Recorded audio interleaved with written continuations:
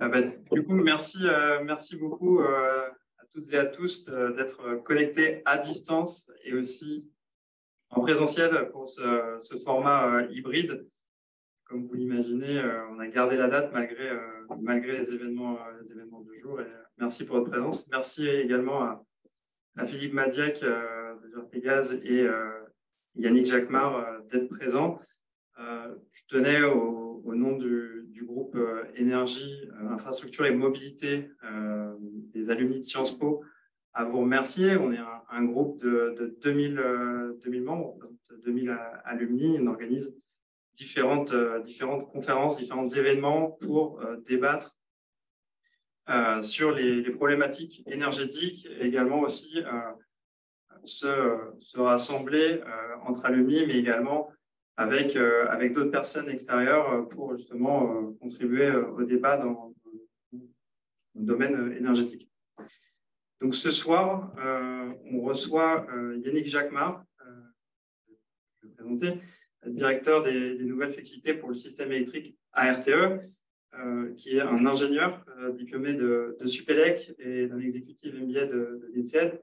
Il a commencé sa carrière comme ingénieur-chercheur sur des questions de stabilité du système électrique.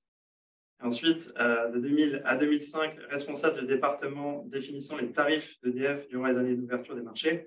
De 2005 à 2012, il a ensuite dirigé le département d'EDF R&D chargé de concevoir et de développer des méthodes et des outils d'optimisation du parc EDF et l'évaluation des risques financiers sur les marchés d'énergie. En 2013, il est revenu sur les sujets des réseaux électriques en devenant directeur adjoint des affaires européennes de RTE, avant de prendre la direction de la R&D de RTE, puis ensuite la direction économie du système électrique de RTE. Et actuellement, il est directeur des nouvelles flexibilités pour le système électrique à RTE. À côté de lui, du coup, Philippe Madiac, également ingénieur, diplômé de l'ENSAM et de l'EM Lyon, travaillé plus d'une dizaine d'années chez GRTgaz et actuellement secrétaire général adjoint de GRTgaz en charge de la stratégie, régulation, juridique, communication, sûreté et audit, après avoir été directeur de la stratégie et de la régulation à GRTgaz. Et auparavant, il a exercé plusieurs activités chez Gaz de France, devenu GDF, Suez, puis Engie au sein des infrastructures gazières, de la stratégie corporate et des achats de gaz. Voilà, donc on a la chance de les accueillir aujourd'hui pour nous parler justement de la thématique sécurité d'approvisionnement. Je pense que tout le monde aujourd'hui dans la salle ou même à distance ont entendu maintes fois dans les médias si on allait être coupé cet hiver. Donc ça va être l'occasion de faire un Rex et je passe la main également à mon collègue Théo. Merci. Je voulais d'abord vous remercier Philippe Madiac et Yannick Jacquemart pour votre présence aujourd'hui. La crise énergétique a eu un impact marché, aussi bien sur le domaine du gaz, où on a eu, par exemple, des grandes industries au niveau de l'engrais qui ont été en stop à cause de la montée des prix, ou également, on a vu ces derniers temps dans les médias, le cas des boulangeries qui étaient menacées à cause de la montée des prix de l'électricité. Il y a eu aussi un impact sur les ménages. Le plan de la conférence, ça va être, premièrement, on va voir comment est-ce qu'on a passé l'hiver. On va parler d'écowatts. On n'a pas eu de problème niveau réseau. On n'est pas passé au niveau écowatt rouge. Et aussi au niveau gaz, on n'a pas eu, il y a un équivalent d'écowatt. Écowatt qui est la météo, un indicateur de météo du réseau électrique, qui s'appelle EcoGaz, qui est aussi mis en place au niveau du GRTgaz. Donc, dans un premier temps, on va voir comment on a passé l'hiver, qu'est-ce qu'on a appris et comment est-ce qu'on se prépare au prochain. Ensuite, on verra comment est-ce que la crise climatique est compatible avec notamment les enjeux écologiques et de transition climatique. Et enfin, on va revenir sur les réformes du marché à venir. On va discuter de l'AREN et d'autres sujets, réseau et de politique énergétique long terme. Et également, comment construire des signaux prix efficaces au niveau long terme. N'hésitez pas à poser des questions. On clôturera la conférence par un temps d'échange, mais pour tous les points tout au long de la conférence, n'hésitez pas à interagir pour toutes questions. Du coup, on va commencer par une présentation du gaz. Exactement. Du coup, si vous voulez vous asseoir, restez debout, comme vous voulez, sinon, ça va bien. Très bien. Okay. Ça va bien. Bonjour à tous. Merci vraiment de m'avoir invité. C'est pour parler un peu du gaz. C'est un sujet dont on parle un peu plus fréquemment depuis 2 ans, mais ce n'est pas un sujet qui est très souvent en haut, en tout cas, des médias. Je vais me permettre juste quand même un tout petit peu sur une première affiche de vous rappeler un petit peu ce qu'est le système gazier et sans vous présenter GRTgaz en détail, vous présenter un peu les grandes infrastructures gazières. Elles ont la particularité qu'on ne les voit pas, sauf si vous êtes attentif aux petites bornes jaunes qui sont le long de la campagne. C'est pas, voilà, donc, contrairement aux installations électriques, elles se voient pas parce qu'elles sont enterrées. Et donc, elles sont, si on arrive à projeter, voilà, vous avez à peu près le réseau. Ce qui se projette là, c'est le réseau principal. C'est un peu les autoroutes avec les nationales. Les petites antennes qui sont autour des autoroutes sont plutôt des distributions, enfin vont vers les distributions publiques. Donc, vous avez là le réseau de transport qui va des frontières jusqu'à l'entrée des villes. Alors, vous voyez, le gaz n'est pas partout, évidemment, contrairement à l'électricité, puisque le gaz est distribué uniquement à des endroits où il y a une rentabilité de le distribuer. Vous avez là 2 réseaux en couleur. Il y en a un qui est celui de GRTgaz, dont je fais partie, qui est l'EER, qui couvre à peu près les 4/5 du territoire. Et il y a spécificité en France d'avoir 2 réseaux de transport de gaz. Le deuxième réseau est opéré par un opérateur qui s'appelle Terega, qui est le sud-ouest de la France. Alors, il y a d'autres réseaux ou d'autres infrastructures qui sont connectées, des terminaux méthaniers qui reçoivent donc du gaz naturel liquéfié, qui est regazéifié et injecté dans le réseau, des points d'interconnexion avec les réseaux adjacents, nommément la Belgique, la Norvège, l'Allemagne, la Suisse, qui va derrière l'Italie, l'Espagne, et puis des stockages, puisque le gaz est stockable et on a une grande capacité de stockage en France qui représente à peu près 1/3 de la consommation.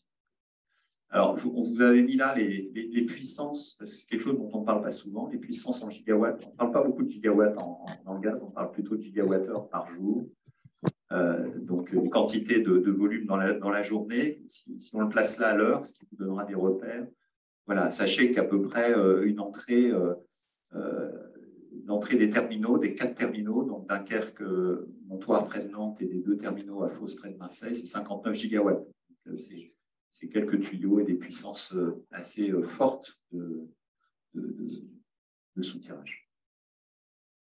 Je vais passer au slide suivant pour vous. Maintenant, une fois que vous avez ça en tête, donc, je vais vous parler un petit peu plus de l'hiver finalement et qu'est-ce qu'on a constaté au niveau des bords de l'Europe, puisque le système gazier est très interconnecté. Là aussi, une petite différence avec nos collègues, c'est qu'historiquement, évidemment, comme le gaz est importé à 99 et quelques %, et en général de loin, le réseau gazier est très, très interconnecté.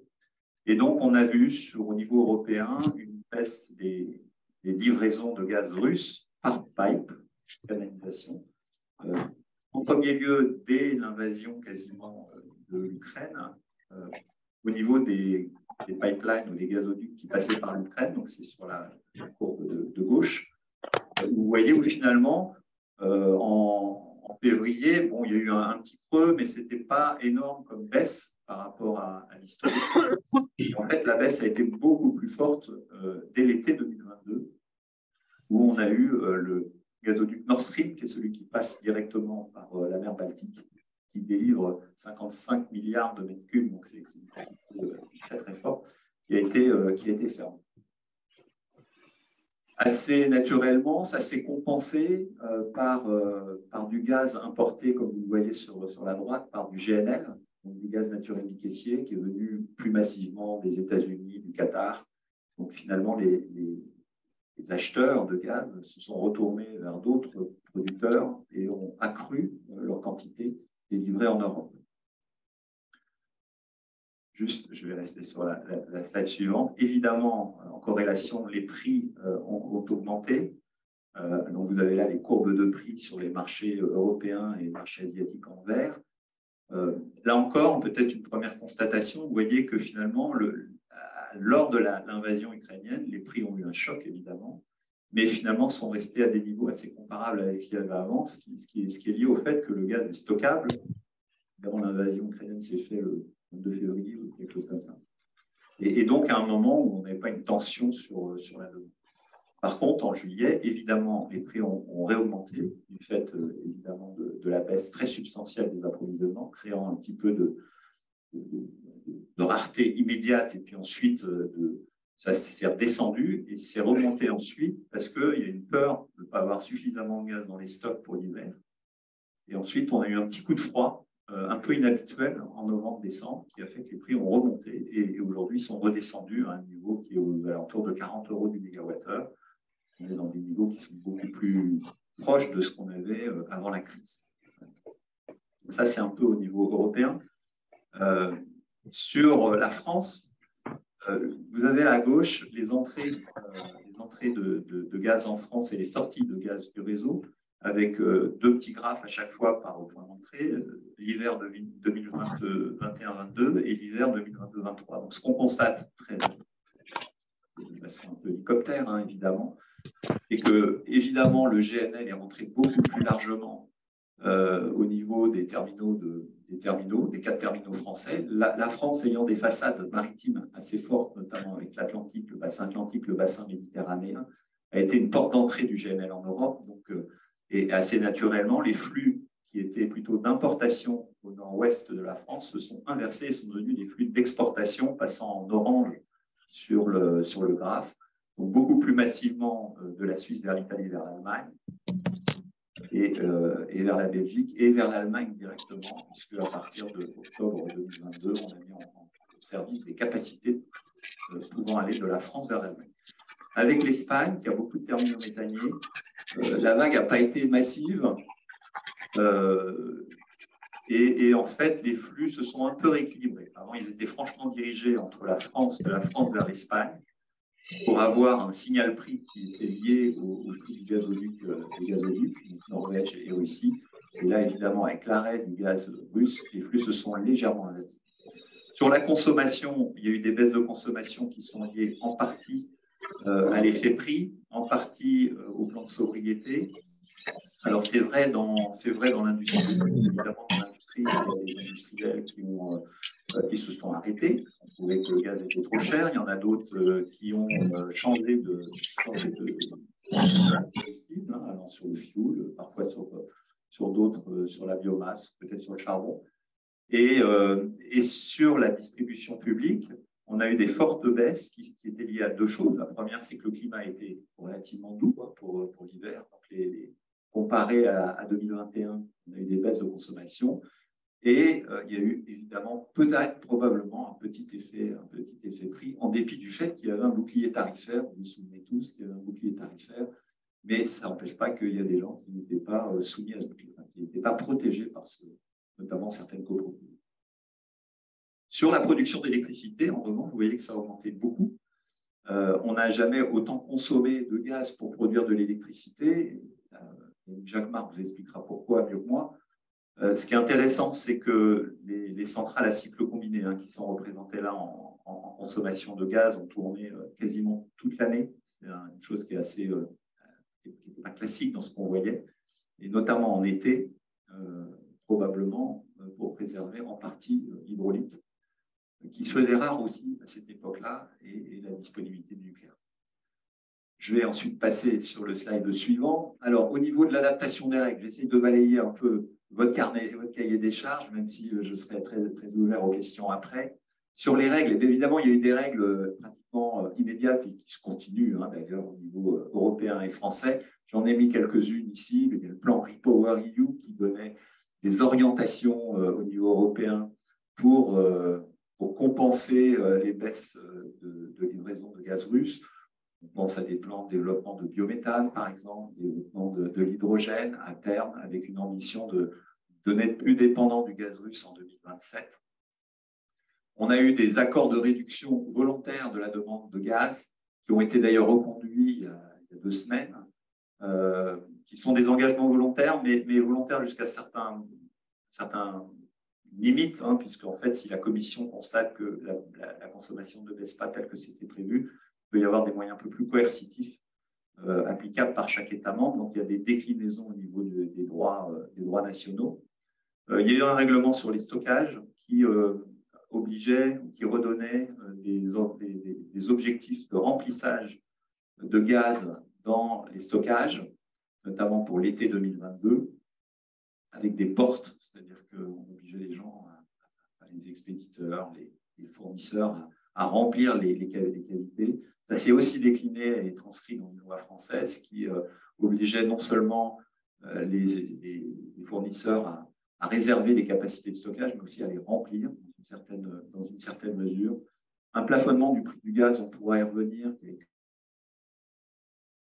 été très très longtemps négocié, qui a été approuvé par un règlement européen en décembre 2022, qui permet d'encadrer concrètement les différences de prix qu'il peut y avoir entre le prix de marché européen et le prix de marché mondial, c'est-à-dire enlever les effets un peu d'aubaine, hein, pour certains producteurs qui seraient très liés au marché européen. Et puis évidemment des plans de sobriété français. Et pour GRTgaz, une entreprise comme la nôtre, qui ne sommes pas propriétaires du gaz, hein, nous on ne vend que de la place dans des tuyaux, pour faire simple, ça s'est transcrit par une supervision accrue. Alors c'est quelque chose qui est dans la loi, c'est une de nos missions qui est dans le Code de l'énergie. On se doit de faire une vision de l'équilibre entre l'offre et la demande, un peu compliqué d'ailleurs dans le gaz parce que l'offre est souvent très loin et dépend d'un marché mondial, mais on se doit de faire ça. Évidemment, ça a pris une acuité particulière en ces périodes-là, quelque chose qui passait un peu annuellement sous le radar un peu des projecteurs.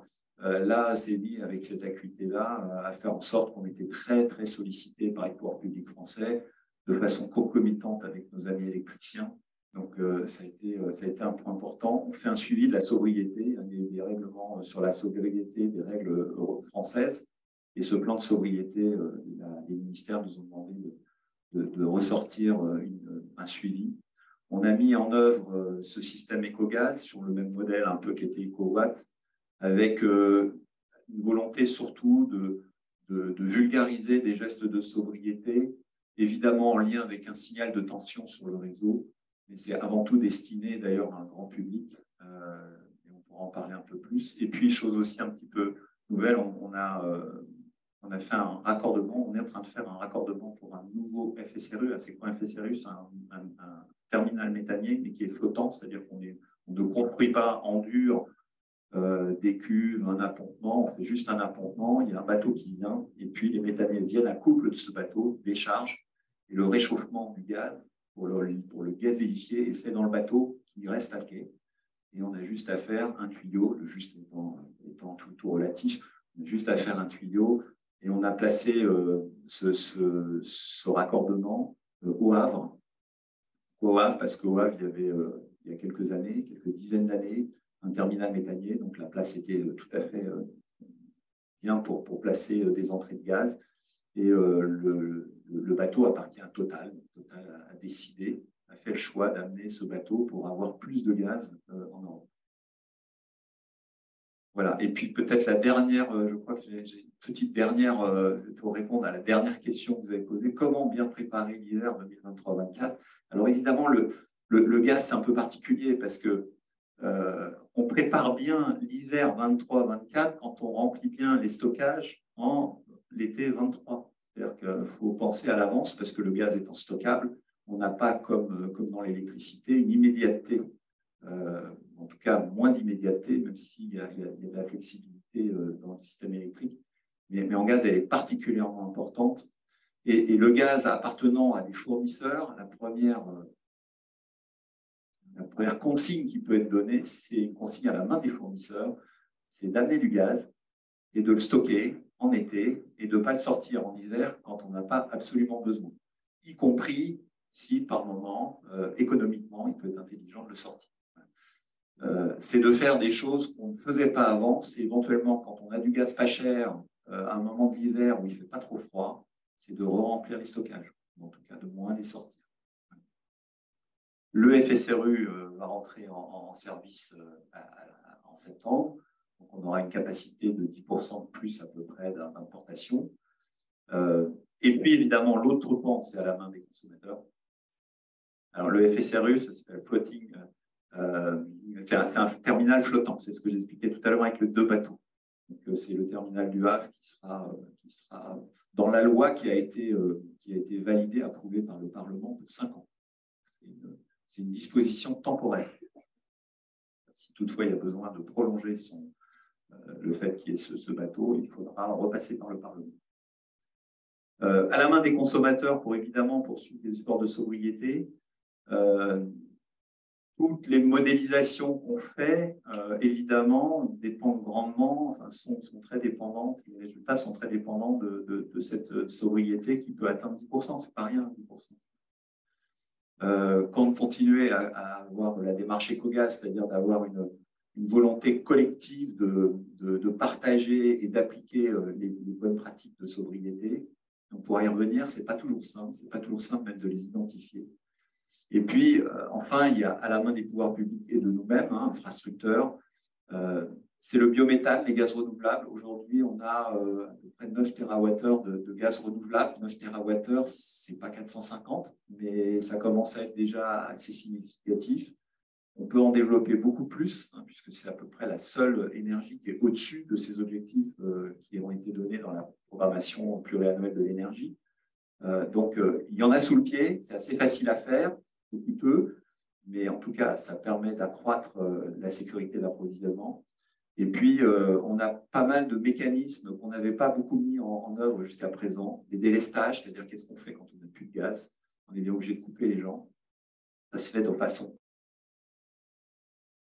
ordonnée, ça se fait en prévenant les personnes, ça se fait sur des clients qui ne sont pas dits protégés. On a des systèmes comme l'interruptibilité, comme le rationnement qui commence aussi à apparaître dans la législation. Et donc, il faut des systèmes qui sont simples parce que le jour où on a vraiment besoin de contraindre un peu la baisse de consommation, il faut des procédures très claires, très bien établies, où on n'hésite pas, où on n'a pas de potentialité de recours trop fort et où les gens comprennent ce qu'on fait et ils soient en position de le faire. Sachant que dans le gaz, on ne coupe pas les gens coupent eux-mêmes. Petite différence. Pourquoi ça? Alors, d'abord, chez les industriels, on ne se permettrait pas d'arrêter des fours, parce que sinon on détruit les unités de process. Et puis, sur des plus petits clients, quand on a coupé un client, il faut en général revenir chez lui quand on veut remettre le gaz, parce que c'est dangereux. Enfin, c'est dangereux si ça reste ouvert. Et donc, du coup, c'est des procédures qui sont un peu lourdes. Donc, c'est des choses qui ne se font pas. Et on ne peut pas à distance arrêter. Voilà ce que je voulais vous dire. J'espère que j'ai été à peu près dans le temps imparti. Parfait, merci beaucoup. Merci beaucoup pour cette présentation introductive qui balaye, je pense, très bien le cadre de notre événement. Du coup, je vais laisse passer la parole à Yannick. Je pense qu'on a noté les questions et du coup, on pourra du coup adresser les questions après. Les appels marchent pas. Non. Bonsoir à tous, c'est pas grave, comme les plein de slides à passer en animation, c'était pas les passer vite et pas prendre trop de temps. Bonsoir à tous, merci également pour l'invitation. L'exposé va être un peu différent parce que l'électricité c'est un peu différent. Ce que j'ai préparé, c'est de répondre à quelques questions dont je me suis dit que vous pourriez vous les poser. Donc la question c'est, on a beaucoup alerté cet hiver sur le risque de coupure. On a mis en place EcoWatt, etc. Puis finalement, il ne s'est rien passé. Comment ça se fait? C'est quand même ça la question de fond. Est-ce qu'on est des rigolos parce qu'on s'était trompé ou est-ce qu'on a une explication peu rationnelle? Je vais essayer de montrer qu'on a plutôt une explication rationnelle. J'espère la convaincre. Au-delà de ça, le sujet, c'est faire un peu de pédagogie sur l'électricité, comment ça marche en vrai. Vos questions là-dessus, mais je fais un peu de support pédagogique. Et puis sur les suites, parce que cette pédagogie, ce qu'on veut, c'est qu'elle nous serve à passer les crises, mais surtout à bien préparer la transition énergétique. L'électricité décarbonée, c'est un bien qui va être précieux. Donc il faut qu'on apprenne tous à l'utiliser au mieux. De façon sobre, on pourrait dire, mais puis on peut discuter du terme. Si on peut zapper, du coup, parce que je n'ai pas la zappette. Si on avance, ce qu'on avait dit, c'est un tableau un peu compliqué, mais pour dire, ça c'est un tableau qu'on avait publié en septembre en disant, suivant les avenirs possibles, parce que tout ça est très incertain, on peut avoir entre 0 et 28 alertes éco-watts sur la situation. En ligne, c'était des situations météo, évidemment, s'il est très difficile, très froid, etc., c'est plus compliqué que s'il est doux. Et puis, les colonnes, c'est si on a beaucoup de centrales nucléaires, si EDF était arrivé à remonter son parc totalement, rapidement. Au milieu, quelque chose de base, et puis une situation plutôt de crise ici, sur un manque à la fois de nucléaire et potentiellement de gaz. On n'est pas sûr que ça se passe aussi bien sur le gaz. Et comme Philippe l'a expliqué, on a contrebalancé une partie du manque de production nucléaire par la production au gaz en France et dans nos impôts. Et puis on avait cette colonne au milieu qui était une variante sobriété. Franchement, quand on l'a travaillé en septembre, c'était quand même très hypothétique. Et on va voir qu'en fait, on a eu le double d'économie d'électricité par rapport à ce qu'on avait estimé, qui nous paraissait déjà très optimiste. Si on avance, alors, vous ne voyez pas bien parce qu'il y a une fenêtre devant l'écran, mais pour soit distance, vous voyez. Ce que vous avez en gris, normalement, sur l'année de juin, enfin, l'été, l'automne et l'hiver, en gris, c'est la disponibilité habituelle du parc nucléaire sur une dizaine d'années. Donc, vous voyez que c'est saisonnalisé. Forcément, on a plus de disponibilité à l'hiver que pendant l'été, c'est logique. L'ordre de grandeur, c'est 40 à 50 gigawatts. Je ne sais pas si ça vous parle, mais voilà, une centrale, ça fait en gros 1 gigawatt, une grosse centrale. Et donc, habituellement, on a au cœur de l'hiver environ 50 à 55 gigawatts. Le parc total, si tout marche, c'est 60. Ça, c'est la courbe de ce qu'on a eu cet hiver, le noir. Et ça, le rouge, c'est la projection qu'on avait faite en septembre. Le violet, c'est la projection qu'on avait faite à cette date-là, mi-novembre, début décembre. Donc finalement, ça s'est passé conformément à nos projections, tant mieux, mais vous voyez qu'on est quand même largement en dessous des niveaux de disponibilité historiques. Il nous a quand même en gros 10 gigawatts, ce qu'on avait annoncé. 10 gigawatts sur une conso française qui fait du 60, 70, 80 l'hiver, ben ça fait 12-20%. Hein. C'est pas rien. Et évidemment, on n'a pas ça en réserve. Alors, si on avance, donc sur le nucléaire, ça s'est passé conformément. Là, je fais rapide au niveau européen. On n'était pas sûr que ça marche bien, le marché européen. S'il y a eu des problèmes de gaz, notamment, dans les faits, ça a très bien marché. Passons. Ce qui s'est passé, si on avance, voilà, ce qui s'est passé de notable, j'y reviendrai si vous voulez, mais si on regarde en backup, c'est comme pour le gaz, c'est une baisse de consommation extrêmement importante. On était à des niveaux de moins 1, moins 2% sur l'été, qui étaient des niveaux qu'on a depuis le Covid. Moins 1, moins 2% par rapport à la situation pré-Covid. Un peu d'industrie qui ne s'est pas remise, un peu d'efficacité énergétique, etc. Et puis, à partir de septembre, plan sobriété, en partie les prix, en partie pas les prix, en partie beaucoup de communication. Il y a eu une baisse très, très sensible, 9%, c'est énorme. 9% de baisse, ça n'arrive pas. C'est une baisse plus importante que celle qu'on a eue en 2008 dans la crise financière. Ça existait, vous devez le savoir ici. Donc, c'est beaucoup plus important que ce qu'on a eu dans la crise financière. C'est tout à fait notable, tout à fait sensible, c'est énorme. Et donc, on a eu ça tout l'hiver, vous voyez. Si on avance, voilà. Donc, ça a été doux, mais peu importe. Donc, au bilan, si je reprends mon tableau, le tableau initial, finalement, on était sur cette case-là. C'est-à-dire, il n'y a pas eu de crise de gaz, on n'a pas eu non plus un parc nucléaire top, mais on a eu la variante sobriété et on a eu globalement un hiver médian. Donc, on est sur cette case-là dans laquelle, effectivement, il y avait une case où il y avait zéro activation, mais c'est celle-là. Et 9%, c'est tout à fait sensible. 9% des jours froids, il y a à peu près à 90 gigawatts, 9,81, je fais des maths simples. Je ne sais pas si là, j'ai fait un truc compliqué. Et donc, 8 gigawatts, ça fait 8 tranches nucléaires, tout simplement. Il nous en manquait 10, mais il y en a eu 8 de gagnés sur la conso. Je fais très simple. Et comme le reste a bien fonctionné, finalement, on est passé à peu près correctement. Voilà l'explication. Du coup, j'ai un petit zoom, mais je vais faire vite. Je crois que le mieux, c'est de donner du temps pour les questions, mais avançons. Donc, les baisses, je vous l'ai montré, c'est beaucoup plus fort que ce qu'on anticipait. C'est un élément crucial, cette baisse. On l'a d'abord vu dans l'industrie, puis dans le tertiaire résidentiel, essentiellement parce que, si on avance d'un slide, s'il vous plaît, Alors ça c'est une explication que, bien sûr, le 9%, ça tient compte d'une correction de l'aléa météo. Ce n'est pas parce qu'il a fait doux, c'est 9% structurel. Dans les faits, on a eu une baisse pour un quart liée à la météo, parce qu'on a eu des périodes très douces, surtout en novembre et puis début janvier. Et puis, mais on a eu une baisse structurelle tout le long, corrigée de l'aléa climatique, tout à fait notable, et c'est celle-là de 9%. Ce n'est pas parce qu'il a fait doux. Donc, ici, on avance, on va voir que tous les secteurs ont commencé à agir.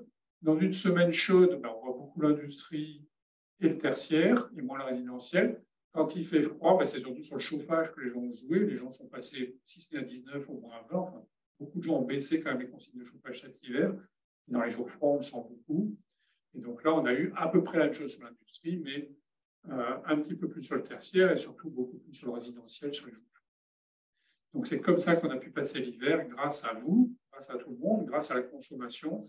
On pose souvent la question, je crois que c'était dans la conférence, est-ce que les petits gestes, ça marche? Ah oui, ça marche. Et je vais vous expliquer pourquoi ça marche. Les petits gestes, c'est très très simple.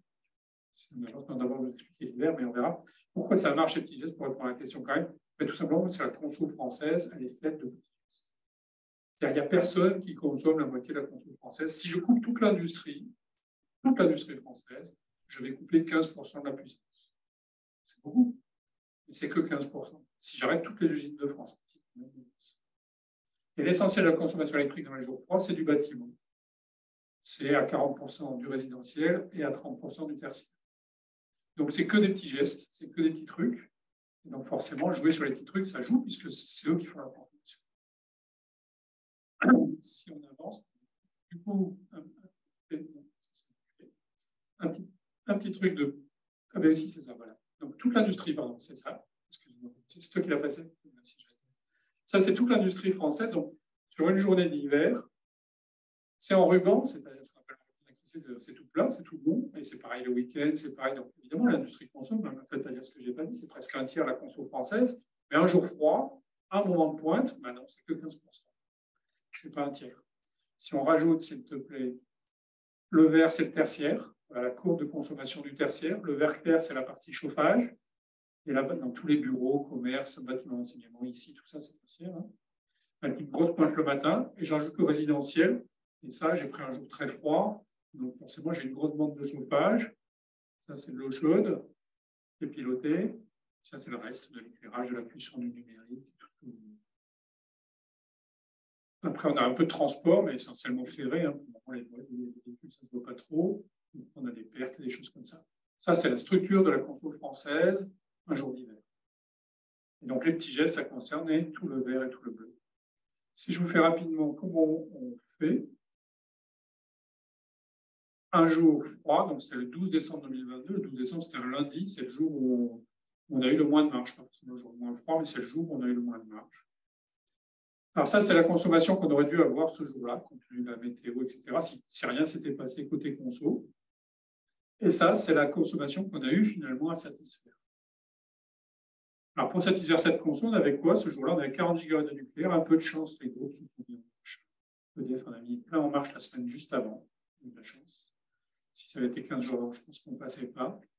Ça, c'est la façon dont l'hydraulique, l'ensemble des lacs de France, des rivières, etc., a produit. Donc, vous voyez, très grosse modulation à l'échelle de la journée de l'hydraulique, très peu du nucléaire, c'est normal, c'est pas fait. Ça module beaucoup sur l'année, mais peu en cours de journée. L'hydraulique, par contre, vous voyez, c'est ce qui permet largement déjà d'apprécier la forme de la courbe de charge. On rajoute à ça du photovoltaïque, même mi-décembre, il y en a un peu. On y reviendra si vous voulez, c'est extrêmement important pour l'avenir. À mi-décembre, on a eu un peu de photovoltaïque, et ça nous permet de sauvegarder de l'eau qu'on regarde pour le soir. Ça évite de vider tous les petits lacs, etc. Si on rajoute à ça le vent, alors là, le vent, on le prend comme il est. Ce jour-là, il y en avait un peu plus le soir que le matin. Ça nous a bien arrangé. Et puis, après, de la bande rouge, c'est ce que disait Philippe, c'est le gaz. Alors, ce qui est normal, c'est de tirer du gaz un jour comme ça d'hiver. Ce qui est moins normal, c'est ce que disait Philippe, on pourrait revenir, c'est qu'on a consommé beaucoup de gaz et même un peu d'énergie plus carbonée, de charbon, etc., en août-septembre, pour compenser l'hydraulique, la sécheresse et le nucléaire, qui était vraiment extrêmement bas. Ensuite, on a un tout petit peu de fossiles, et puis après, on a les imports. Donc, les imports avec les pays européens, donc importants, et qui ont permis de compléter. Cela étant, ce jour-là, il nous restait 1,5 gigawatt de marge sur 80. Donc, c'est passé, mais en fait, tout le week-end, on s'est posé la question de savoir si ça passait, en fait, dans le off. Dans le off, tout le week-end, on s'appelait, on s'écrivait en disant, mais t'as vu, le vent, t'y crois, machin, et l'hydraulique, et combien ils vont mettre sur l'hydraulique, etc. Et t'es sûr que le soir, ça passe, et le matin, et t'as vu le vent, et voilà, ça boucle comme ça tout le week-end, c'est sympa. Et donc, si on avance, vas-y. Donc, ce qui s'est passé, c'est qu'il n'y a pas eu d'alerte. Pourquoi? Parce qu'on a eu des imports nickel et la baisse de consommation qu'on a vue. Derrière, nous, on a refait des simulations pour dire qu'est-ce qui se serait passé. Avec la baisse de conso et des imports limités à 7 gigawatts au lieu de 10 ou 15 qu'on a eu par moment, on aurait fait 5 équiwatts orange, mais pas de rouge. Et le scénario le plus intéressant à regarder, c'est celui-ci, les mêmes imports, quasiment 13, mais si on n'avait pas eu la baisse de consommation qu'on a eue, c'est-à-dire pas le plan sobriété, alors il y a l'effet prix, mais aussi tout le battage gouvernemental, médiatique, etc., sur la baisse de conso. S'il n'y avait pas eu ça, 7 orange et 2 rouges. Donc il y a 2 jours, dans ce fameux 12 décembre, on aurait délaissé. Enfin, pas toute la France. Hein, on n'en pas hein, sur le nucléaire, c'est pas des blackouts, etc., mais on aurait coupé des clients à certains moments. Puis si on n'a vu ni la baisse de conso ni des imports, ben forcément c'est pire, c'était 8 oranges et 12 rouges. C'est la science-fiction. Ce qui est intéressant à regarder, c'est ça, c'est l'effet de la baisse de consommation. Ben, les 8 gigawatts à la pointe qu'on a gagné, ils ont permis d'éviter ça. Donc voilà pourquoi EcoWatt n'a pas servi. Le principe d'EcoWatt qu'on a mis en place, c'est d'une alerte pour dire, s'il vous plaît, baissez davantage dans les heures concernées. Là, en fait, comme tout le monde a baissé avant, ben, il n'y a pas eu besoin d'alerte. Si on avance un petit peu, quelle est la suite? Qu'est-ce qu'on voit? D'abord, il y a EcoWatt en tant que tel, hein, donc on a une belle application qui est toute verte, parce que ce n'est pas la plus fun que vous ayez sur votre téléphone. Par contre, elle a été changée 3 millions de fois, alors elle se sort du téléphone, mais l'idée, c'est quand même que, puisqu'il y a eu un effort de notoriété, etc., d'abord, ça peut resservir. Et puis, l'idée, c'est on est en train de travailler pour voir ce qu'on fait dedans. On peut mettre plein de conseils, hein, ce que disait Philippe sur EcoGaz, notamment le sujet qui vient, pour nous, c'est de faire la transition entre la crise et la transition énergétique. Et donc, indiquer quand est-ce que l'électricité est la moins carbonée, différentes choses comme ça. Et alors, il y a des prix de marché hein, qui donnent des bonnes indications, on pourra y revenir, mais ça donne une autre indication de conseil grand public pour indiquer quand faire tourner ces usages décalables. Et c'est surtout là-dessus qu'on veut travailler avec tout le monde en termes de communication, c'est qu'est-ce qui est décalable, et à commencer par le premier usage qui est le véhicule électrique. Vélo, trottinette, ce que vous voulez, et voiture. On a quand même une consommation qui maintenant est à base de batterie pour beaucoup de choses. Qui dit batterie, dit stockage. Moi, je dis toujours, ça ne sert à rien. On va avoir beaucoup de photovoltaïque qui arrivent, hein, 40 gigawatts en Europe par an de photovoltaïque. Vous avez vu les ordres de grandeur. Alors, je vous ai parlé du nucléaire qui fait 60. En Europe, on va installer 40 gigawatts de photovoltaïque par an. Donc, ça ne donne pas tout le temps. Il y aura plus l'été que l'hiver, mais l'été, on va le sentir passer. Dans 3 ans, il y aura eu 120 gigawatts, c'est-à-dire autant, plus que la conso française. Donc, il y aura des moments où il y aura de l'électricité décarbonée très abondante. Je peux vous dire déjà, hein, les après-midi, c'est clair qu'il y aura des prix bas et une électricité décarbonée abondante. Le vrai sujet pour nous, tous, c'est comment on utilise ça au mieux. Ça ne sert à rien de mettre ça dans des grosses batteries stationnaires pour que le soir, les gens rechargent leur véhicule en rentrant à la maison, en reprenant l'électricité qu'on a mise dans des grosses batteries. On ne va pas passer la grosse batterie, la petite batterie de la voiture, c'est ridicule. Donc, il faut qu'on arrive à déplacer cette consommation vers les moments où l'électricité décarbonée sera disponible. En levant, on prévoit quelques jours avant, mais le soleil, je peux vous dire, ce sera plus l'après-midi que le matin, et ce sera plus au printemps que l'hiver. Je suis désolé de ce niveau de pédagogie, mais au niveau grand public, ça a l'air bête, hein, mais ça veut dire quand même changer des choses. Aujourd'hui, les heures creuses, c'est beaucoup la nuit. Au printemps, les heures creuses, il faudra les mettre l'après-midi. Donc, c'est des choses, mine de rien, qu'il faut faire. Si on ne fait pas ça, c'est des gigawatts et des gigawattheures. On déplace mal, qu'on va perdre, on va avoir des problèmes de prix négatifs, de pics de prix à côté. Ça ne sert à rien de gérer des crises qu'on peut éviter par anticipation. Voilà, c'est sur ce slide-là, excuse-moi. Ça, c'est la courbe que je vous ai montrée tout à l'heure, la conso. La bleue, distance. Le jaune, évidemment, c'est le solaire. Le vert, c'est le vent, mais ça, c'est des moyennes sur le mois. Donc, le vent, on ne peut pas dire à l'avance ce sera. Mais ce qu'on voit nettement, ça c'est le courbe d'hiver, c'est que les pointes, elles seront le matin, entre 7 et 10 heures, donc c'est simple, et le soir, entre 18 et 20 heures. Moi, je sais que s'il y a des problèmes en 2028, ce sera a priori là. Donc, ça veut dire qu'on doit tous voir des mécanismes pour décaler toutes les consommations qu'on peut. Mais la bonne nouvelle, c'est que ce n'est pas toute la journée. Avant, on disait il y a des journées froides, etc. Non, ce n'est pas ça. Puisque même l'hiver, on a quand même des photovoltaïques et l'après-midi, on peut consommer. Donc, c'est quelques heures le matin qu'il faut éviter. C'est-à-dire qu'il faut qu'on programme nos chauffages en conséquence. Il ne faut pas qu'on charge les véhicules le matin quand on arrive au bureau. Le soir en rentrant à la maison à 19 heures. C'est juste des pratiques toutes simples, mais il faut qu'on les programme et puis ce sera évident. Mais si on ne le fait pas, on va renforcer cette courbe-là, alors qu'il y a moyen de la lisser assez facilement en décalant des usages. C'est ça la flexibilité basique. Alors l'été, c'est pire. Hein. L'été, on a une grosse bassine de creux. Donc les prix seront très faibles, l'électricité décarbonée sera abondante. Comment on l'utilise, comment on la stocke, c'est un sujet, mais déjà utilisons-la. Aujourd'hui, vous voyez la pointe, là c'est la courbe actuelle. Hein. La pointe du soir, c'est parce qu'on a décalé les chauffe-eau. Les chauffe-eau, il faut les mettre là. Et puis les véhicules électriques, c'est pareil. Et puis dans le tertiaire, il y a du froid, il y a différents trucs. Il faut absolument on ait des signaux pour inciter à consommer au bon moment. C'est la suite des cowatts. Il y a la version crise, et puis il y aura la version bien utiliser l'électricité pour le prix, pour le CO2 et pour la sécurité d'approvisionnement. Voilà. Merci beaucoup. Merci beaucoup du coup à Philippe et Yannick pour l'exercice de synthétiser toutes ces informations du coup chacun en 15-20 minutes.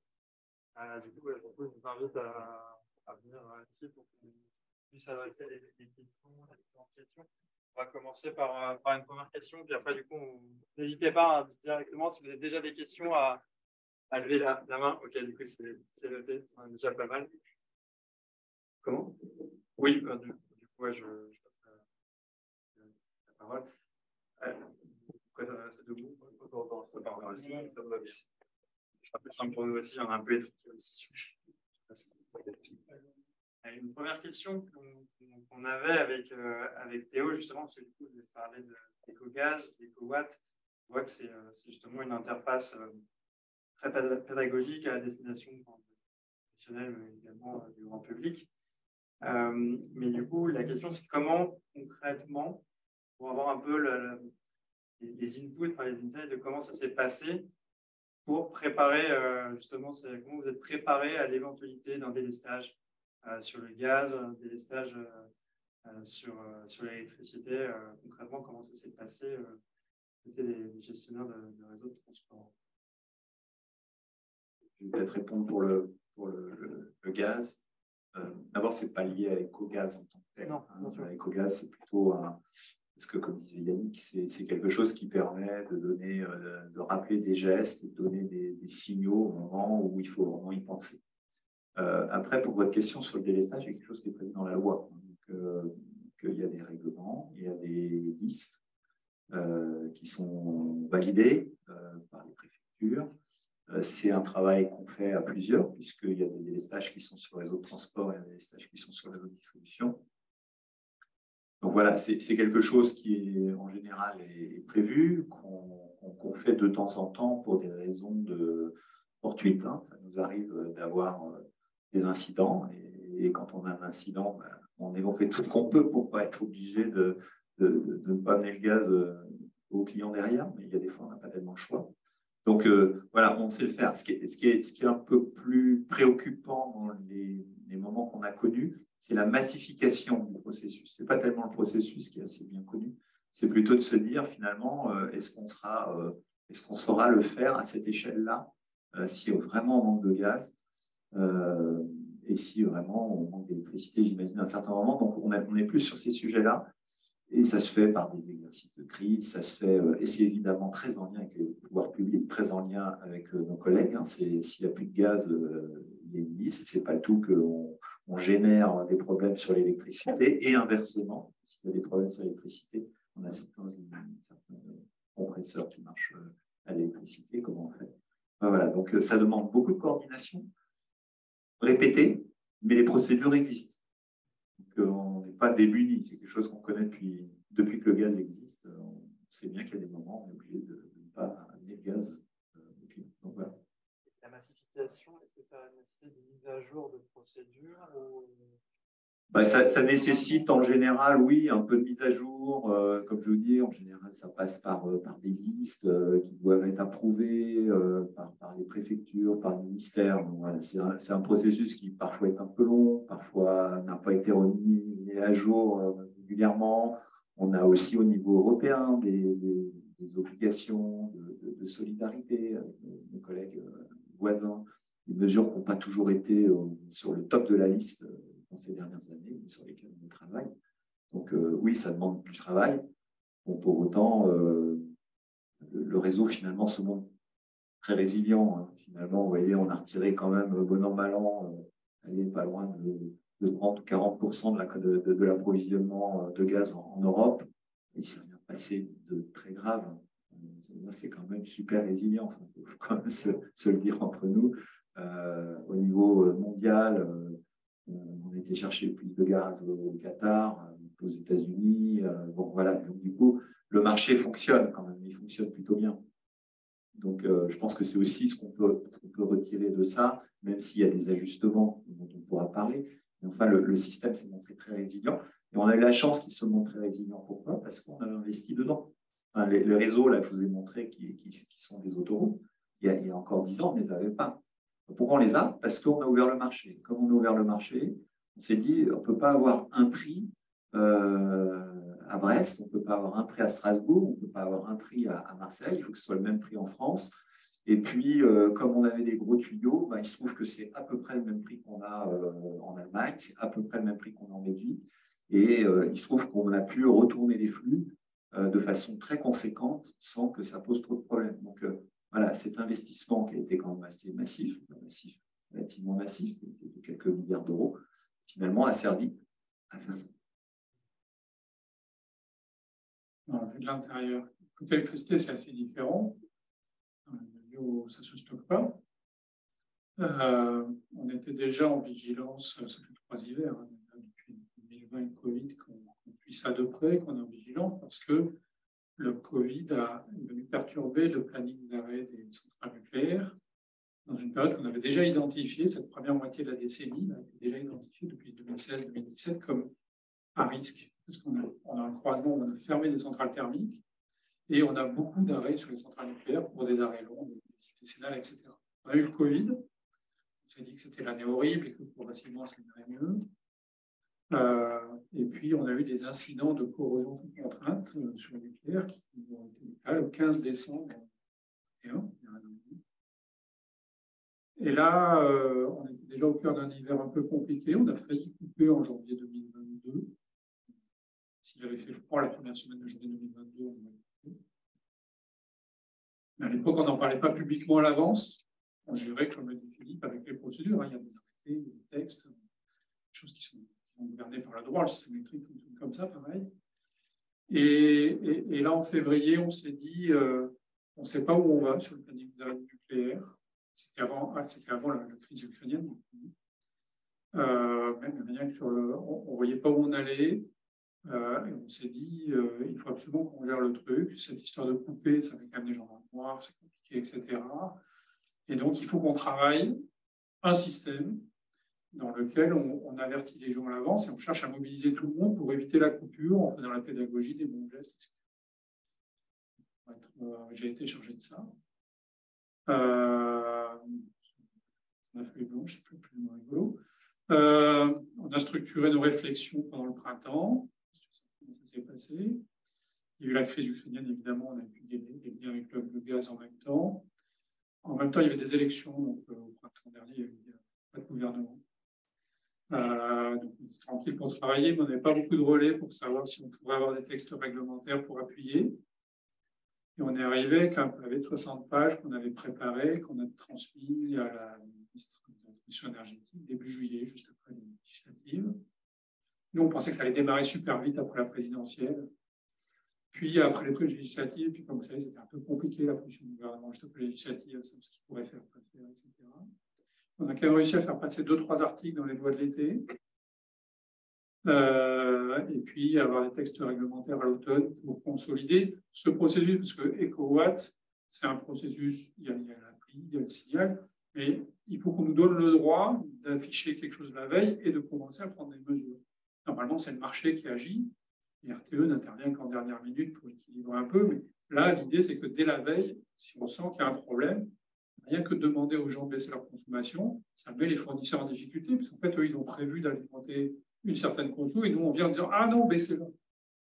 Donc, il faut quand même un peu de droit pour intervenir sur ce marché. Donc, c'est tout ce qu'on a mis en place l'an dernier. Et puis après, on a suivi tout ça. Et actuellement, vous voyez, j'ai passé ma journée à rédiger la version 2 de la note l'été dernier sur qu'est-ce qu'on en tire et comment on passe de la crise à la transition énergétique, avec ce que je vous raconte sur le photovoltaïque, avec comment on va faire pour charger les véhicules électriques demain, comment on voudrait que ça fonctionne. C'est à ça qu'on réfléchit, avec l'ensemble des fournisseurs, avec les pouvoirs publics, avec le régulateur, tout l'écosystème. Parce qu'on se rend compte que si on ne prend pas globalement le problème, mais chacun dans son rôle n'est pas habilité. Hein. Vous avez des questions sur la reine. Voilà, moi ce que je voudrais pousser dorénavant, c'est vraiment le fait qu'on retrouve des signaux économiques, des incitations aux clients. Quand on vous dit qu'il y aura de l'électricité décarbonée pas chère l'après-midi, il faut que le client le sente, sinon pourquoi il se déclarerait? Or, les clients, depuis l'ouverture des marchés, depuis un temps, ils ont des tarifs plutôt plats. Alors, le résidentiel, ça a toujours à peu près été, mais le tertiaire aussi. Et donc, moi, je voudrais qu'on retrouve des signaux. Si je vous dis que ça va être plus compliqué de 7h à 10h, mais l'électricité doit être plus chère de 7h à 10h que de 14h à 18h, il y a plein de soleil. C'est aussi simple que ça. Il faut qu'on gère les jours avec du vent, les jours sans vent.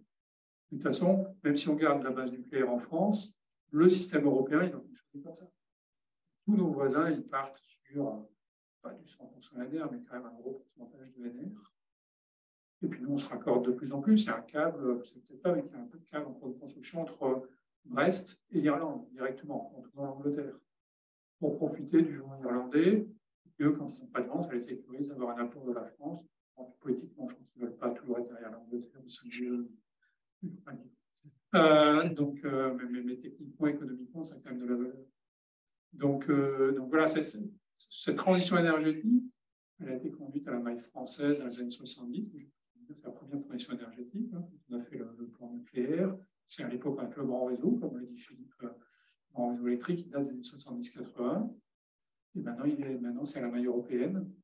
Et il y a des flux énormes tous les jours. Ce n'est pas les mêmes quand il y a du soleil, quand il n'y en a pas, tout ça. Il faut que la consommation, elle s'adapte à ça.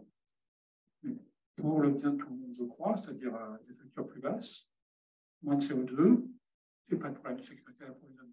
Je pense que c'est un deal simple. Je sais, je vous le vends, moi, je me teste.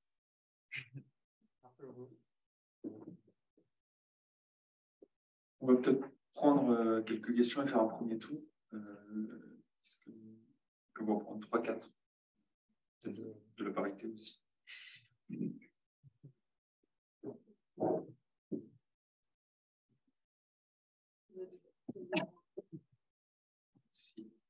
Sur la journée un peu tendue qu'on a vue le 12 décembre 2021, 2022, est-ce qu'on n'a pas activé EcoWatt du coup, si jamais c'était si tendu que ça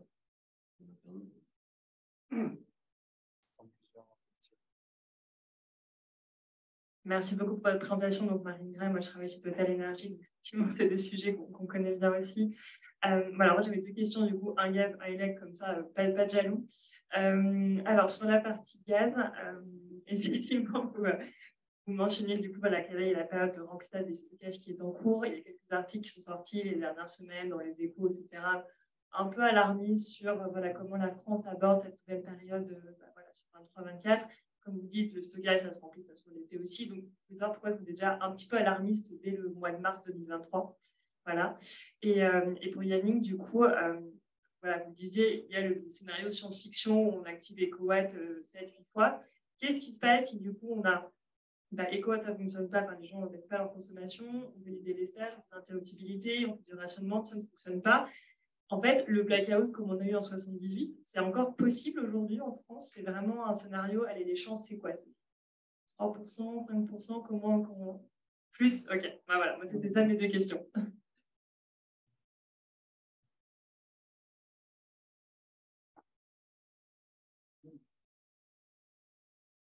Bonsoir, merci beaucoup pour cette présentation. Alors, il se trouve que je suis en stage en ce moment à RTE. Et j'ai entendu beaucoup parler du coup du fait que RTE avait rendu du coup 1,9 milliard d'euros du fait des recettes d'interconnexion qu'on avait eues. Et en fait, j'ai du mal à comprendre comment est-ce qu'on a pu avoir des excédents énormes par rapport à l'interconnexion, alors même qu'on a importé, on a été importateur pour la première fois depuis très longtemps, je crois, en termes d'électricité. Comment est-ce qu'on explique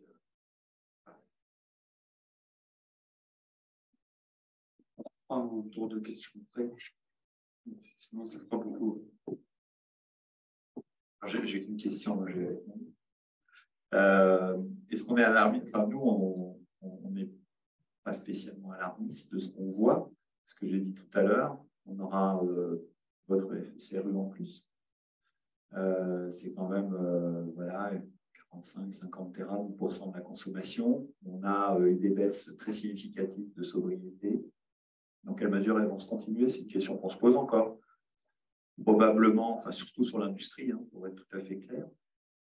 Les prix du gaz rebaissent et il faut que l'industrie tourne aussi. Donc, probablement que sur l'industrie, on pourrait avoir des points un peu plus hauts. Il faut que le GNL soit là. Plus on attend, plus les productions se développent, plus les flux se réorientent. Mais là, vous en savez plus que moi puisque vous êtes opérateur. Mais moi, je sens que voilà, la Chine ne repart pas à l'allure à laquelle on craignait que ça reparte. Sachant que le GNL va où il est le plus demandé et le mieux payé. Donc voilà, donc, je pense qu'on n'a pas d'alarme particulière, nous, à ce stade. On est en début de remplissage, ça va commencer. Il y a des facteurs positifs. Le facteur négatif, c'est comme vous l'avez montré, on a pu remplir les stockages assez fortement en Europe, mais on n'avait pas été coupé dès le début de la campagne. Vraiment baissé au mois de juillet. On a des facteurs un peu négatifs, des facteurs un peu positifs. Ça dépendra aussi du climat qu'on aura en hiver, mais enfin, on est quand même assez confiant à ce stade qu'on va pouvoir remplir les stockages de façon très, très forte, au moins au niveau de la loi, qui est 10% aujourd'hui. Je pense que voilà, je ne partage pas l'alarme pour l'instant, mais chaque jour amène son lot de surprises.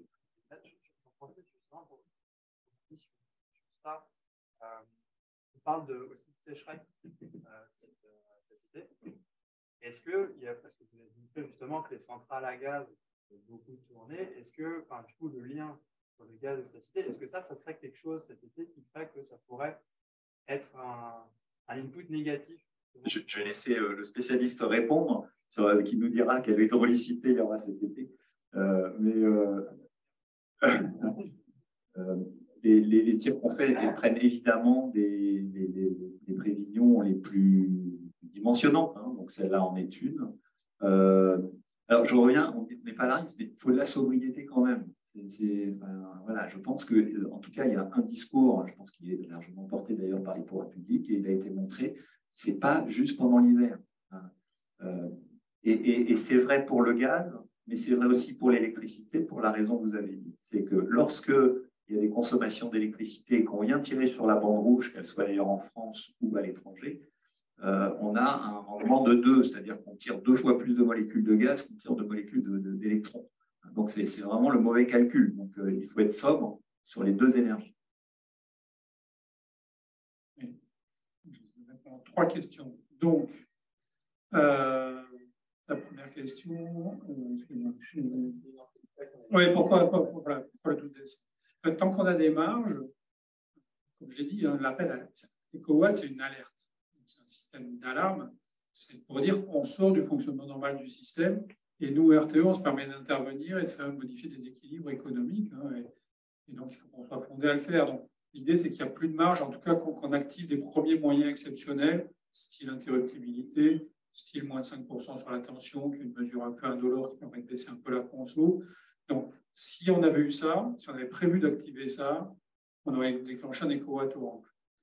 On est passé avec peu de marge. En fait, on a quand même eu un peu peur dans l'après-midi, mais on avait une prévision de vente supérieure à ce qu'on a eu finalement. La veille, on anticipait un petit peu mieux que ce qu'on a eu. Dans les faits, on est passé juste, mais on n'a pas eu besoin non plus de ces moyens exceptionnels. Donc, le but, ce n'est pas de faire peur. Le but, ce n'est pas de dire, regardez, notre jugement, on l'active. Donc, on a essayer d'être un peu raisonnable là-dessus. Et du coup, c'est pour ça qu'on ne l'a pas activé. Mais c'est normal. De toute façon, si on l'avait activé, il y aurait eu des enquêtes, etc. C'est normal de le faire comme ça. Il restait un peu de marge. Tant qu'il n'y a pas zéro, sur le blackout. Alors, c'est un terme très différent. Hein. Le blackout, c'est vraiment, il y en a eu en 78, il y a eu quelques autres grands incidents, en 87, etc. Il y en a plein aux États-Unis, ils aiment bien. Le blackout, c'est vraiment une perte du contrôle technique du système. En 78, hein, moi j'en souviens. mais moi je m'en souviens, j'étais gamin, mais je me souviens. On avait acheté des bougies avec mes parents ce jour-là. Effectivement, donc 19 décembre 78, la France dans le noir. Et nous, chez moi, je n'ai pas eu d'électricité pendant 12 heures. Juste un truc tournant. Il y a non-maîtrise. Ce jour-là, il y a eu un gros incident, on a perdu des lignes, etc. Et du coup, c'est le château de cartes, le truc s'écroule. Il peut y en avoir un en 2006, hein, au niveau européen, etc. Donc ça, c'est incidentel. Et du coup, ça peut arriver n'importe quand. Ça peut arriver quand il n'y a pas de puissance, comme l'été, comme la nuit, comme, etc. En réalité, c'est beaucoup moins de 3%. Je ne peux pas la chiffrer comme ça, mais c'est du pour 10 000. Hein. C'est vraiment le grand incident. On a déjà plein de parades, on a plein de trucs. Et quand il y a des choses comme ça peut arriver sur tempête aussi. Hein. Même les tempêtes de 89, il y a eu des coupures locales qui sont trouvées. On n'a pas eu un blackout au sens de la non-maîtrise. 78, c'est le château de cartes. Ça, c'est parti en 30 secondes, 40 secondes. Ça va très vite. Et le pauvre opérateur qui est dans sa salle, il voit que tout s'éteint. Et puis après, il a sa journée pour essayer de remettre le système en route. Ah oui, ça, c'est monstrueux. C'est monstrueux, mais ça dépend de plein de situations. Là, c'est un peu peur. C'est quand même un peu ça. Hein. À la fois, ils ont eu l'incident parce qu'ils ont eu la vague, mais en même temps, il n'y a plus de réseau. Donc, à un moment, il faut en priorité s'assurer l'alimentation de nos centrales nucléaires. On renvoie l'attention des unes sur les autres, mais là aussi, comme le dit Philippe, il y a des procédures, on s'entraîne, trucs qu'on fait régulièrement. Mais c'est moins incidentel. Ce qu'on craint dans les hivers, c'est un déséquilibre production-consommation qu'on voit venir. Si vous voulez, s'il n'y a pas assez de production pour s'ajuster à la consommation, comme de toute façon, pour éviter le blackout, il faut qu'on équilibre. Mais à ce moment-là, on dit on baisse la consommation, mais à tout moment, nous, on maîtrise techniquement le système. C'est très différent. Je vais vous mettre un peu long, mais c'est vraiment très différent. Ça, tout le monde comprend. Et puis, votre dernière question, je suis désolé, du coup. Oui, c'est ça. Ça, c'est plus technique. En fait, le point, c'est que RTE n'achète pas l'énergie. Hein. RTE n'est pas l'acheteur de l'énergie, c'est les opérateurs, les fournisseurs, les traders, etc., qui achètent l'énergie. Donc, le fait qu'on importe, ça a coûté une fortune à EDF, hein, d'EDF, mais RTE, ça va, on n'achète pas. Et en fait, ce qu'on appelle les recettes d'interconnexion, nous, on est payé sur le différentiel de prix entre les deux pays. Et cette année, il y a eu des prix faramineux, donc des différentiels faramineux. Si je prends que l'Espagne, qui a régulé différemment, ils ont des prix plus bas tout l'hiver que nous, mécaniquement, dans les règles de fonctionnement, ça fait une rente. Cet argent, il n'est pas dû à RTE comme entreprise, etc. C'est simplement rente. C'est pas juste par pure générosité, enfin, c'est un monde d'une entité régulée, d'autres ne l'auraient pas rendu, je ne vais pas rentrer là-dedans, mais nous, on est une entité régulée, on l'a rendue. Donc, voilà, ça contribue à rabaisser le prix, mais c'est simplement, nous, on a un mécanisme où on perçoit la différence de prix.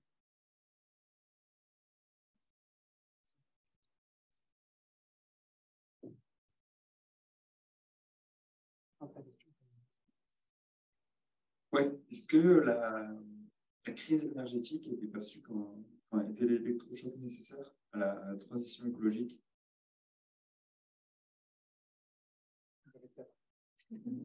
Vous connaissez je ne sais pas si c'est l'électrochoc nécessaire. En tout cas, c'est un facteur, comme toute crise, ça accélère.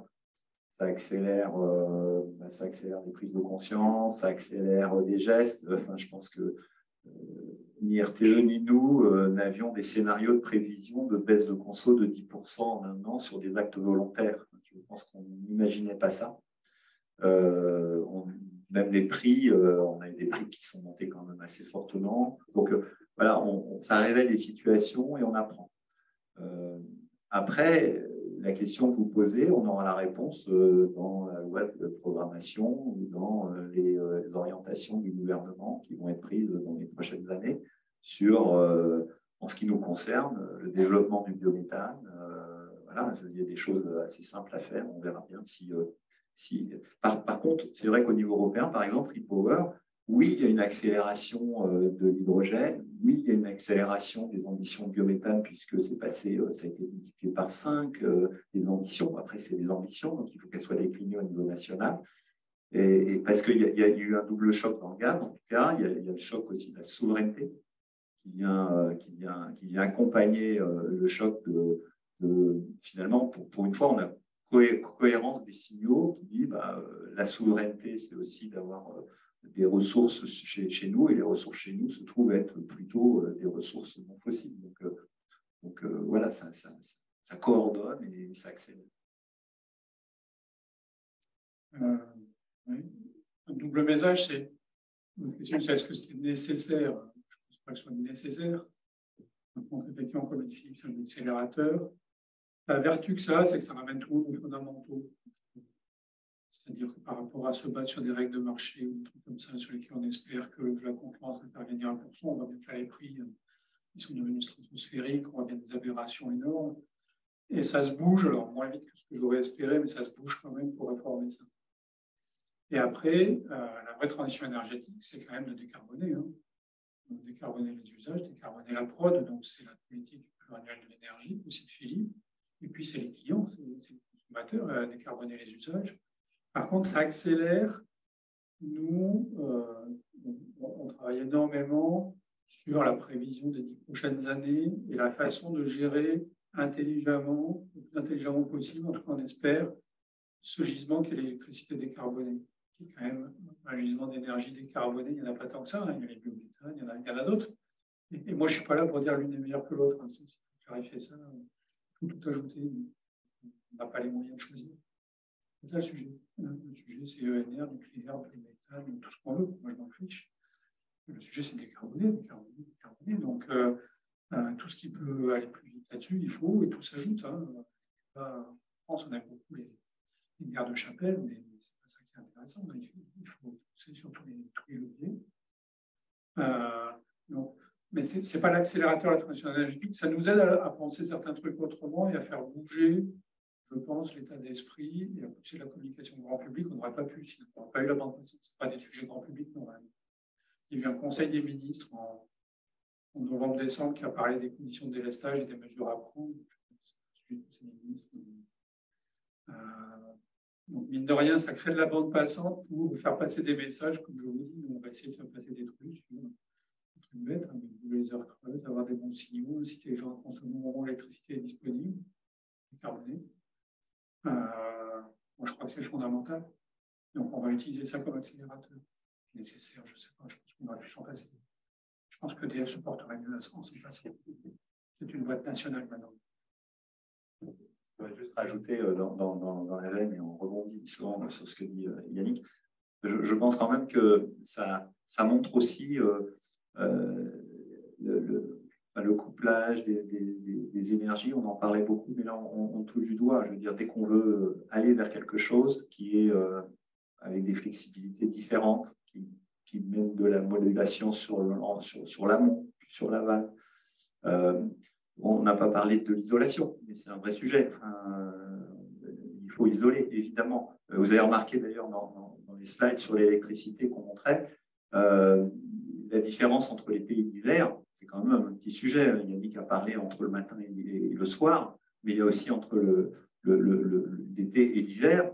Et plus on électrifiera les usages, pour l'instant, ils sont très modulés, hein, certains usages. Donc, évidemment, plus on les électrifie, il faut en même temps essayer de ne pas réduire nos forces de flexibilité et puis vérifier qu'il y a une adéquation du système en France, mais aussi à l'étranger, parce que nous, dans le gaz, on était très, très interconnectés. Donc, on sait bien ce que c'est que d'être très dépendant de ce qui se passe en Allemagne, de ce qui se passe en Belgique ou de ce qui se passe en Italie. Les électriciens s'interconnectent de plus en plus. Donc, on est maintenant, quand on fait nos études ensemble, évidemment que ça se fait à une maille qui dépasse le simple réseau français. Évidemment.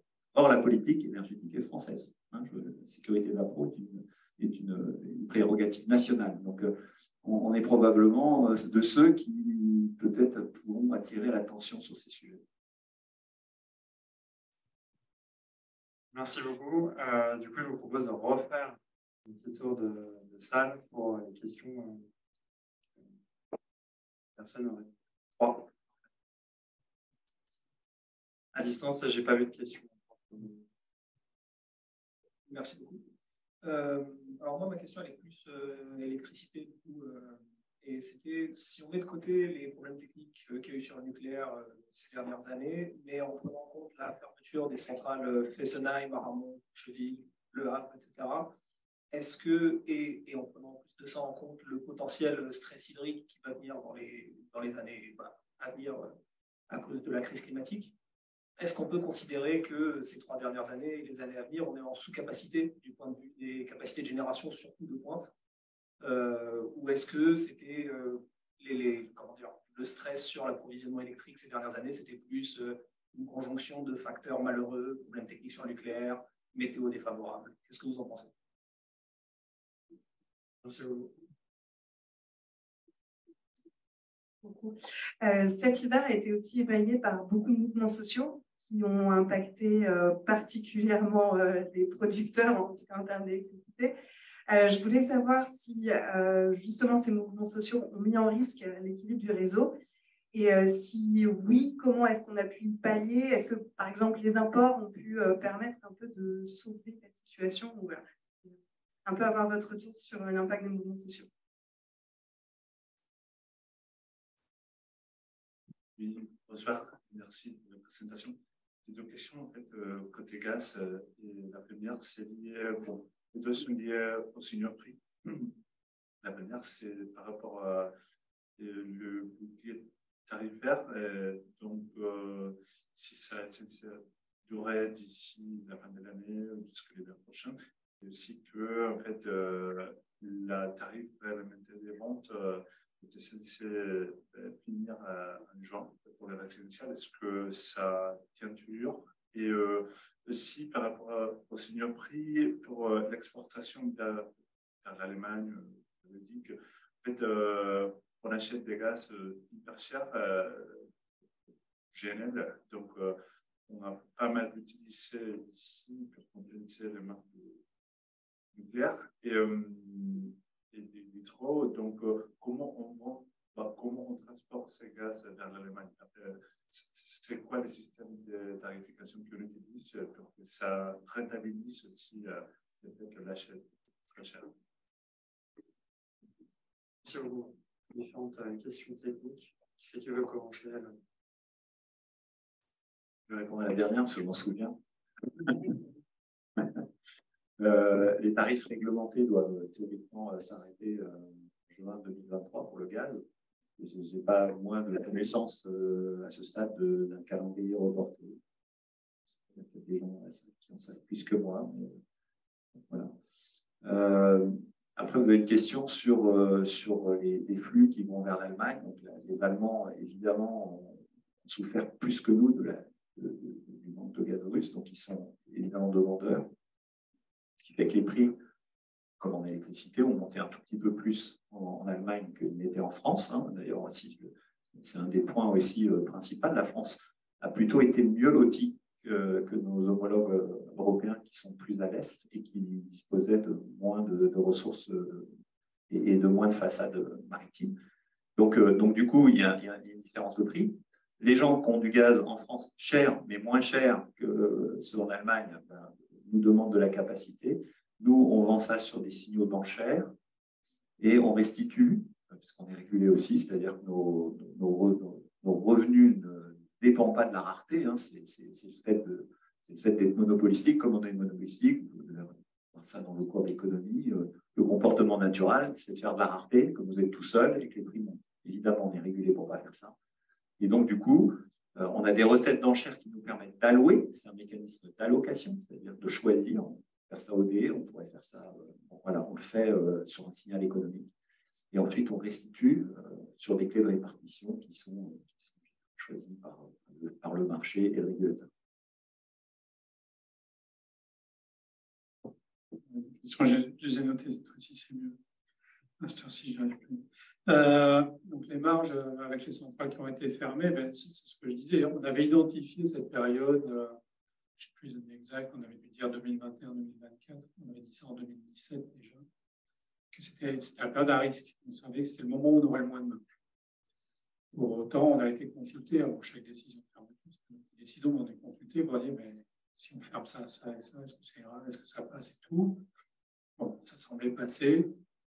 Ce qui a vraiment mis en péril la sécurité d'approvisionnement, c'est le parc nucléaire, hein, avec le double effet du Covid, qui est vraiment, rien que le premier confinement, ça les a vraiment déstructurés. Ça, chez les appareils 15 ans, ça les a vraiment désorganisés. Et puis maintenant, depuis un an, la couronne sous contrôle. À l'ordre 1, c'est ça. Donc, à l'ordre 2, le stress hydrique, on regarde pour l'avenir. Hein, donc, si le sujet vous intéresse, on en parle tous les jours, venez. Mais non, mais sérieusement, on est en train de faire ce qu'on appelle notre bilan prévisionnel, hein, qui va sortir cet été, qui regarde alors, pas cette idée, parce que le premier, on va la regarder à part, mais de 2024 à 2035. Quelle est l'évolution prévue de la consommation, de la production, les différents scénarios, les situations économiques ou pas. On a publié un document il y a 15 jours, 3 semaines, de consultation publique là-dessus, sur nos hypothèses, pour justement challenger ça avec l'ensemble des acteurs, voir si les hypothèses tiennent la route ou pas. Et puis après, on va agréger ça dans une vision du système. Je n'ai pas les résultats encore, parce que les exercices sont en cours, mais on sait que les 2-3 prochains hivers sont encore compliqués.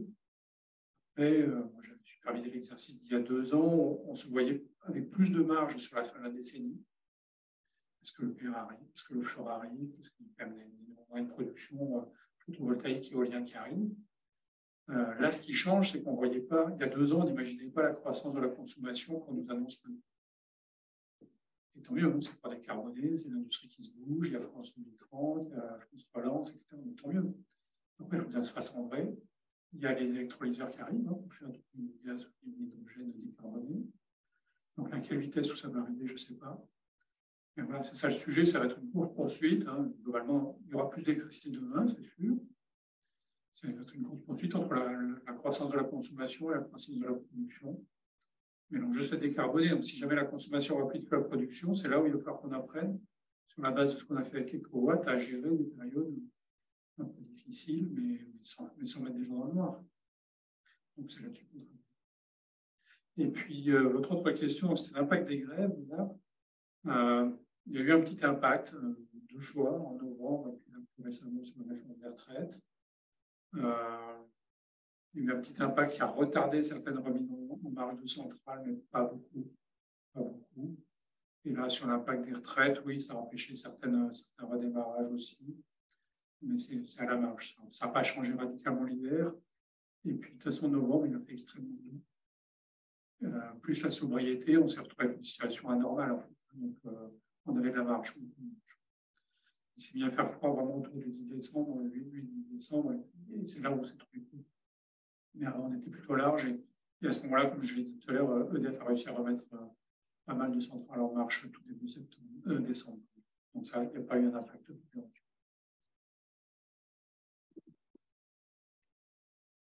Merci beaucoup. Du coup, je vais reprendre quelques questions. On a parlé du marché, on parle de signal prix, on parle également, dans le cadre des discussions sur la réforme de marché, du signal prix long terme. La première question, c'est on a vu que le marché a bien fonctionné, les prix se sont envolés, ça a eu des impacts sur les entreprises, ça a eu des impacts sur